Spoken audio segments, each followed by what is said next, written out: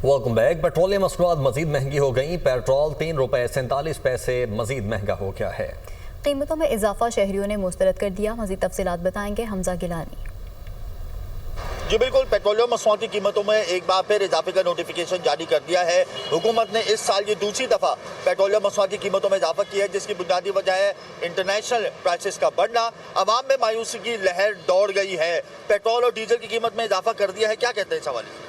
क्या कह सकते हैं साहब, ये हुकूमत आम लोगों के लिए तो आई नहीं है, ये सिर्फ मरात याफ्ता तबका ही इसमें फ़ायदा उठा रहा है। अब ये बताएं, इस वक्त पूरे शहर खुदा हुआ है ना।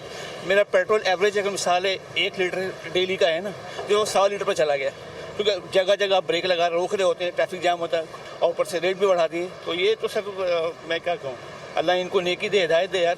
आवाम तो पिस गई है भाई, अवाम पिस गई है। अवाम में मायूसी की लहर है। बहरहाल पेट्रोल और डीजल महंगा हो गया। इसका एक नेगेटिव इम्पैक्ट जो है वो इन्फ्लेशन के ऊपर भी और इंटरेस्ट रेट के ऊपर भी पड़ेगा।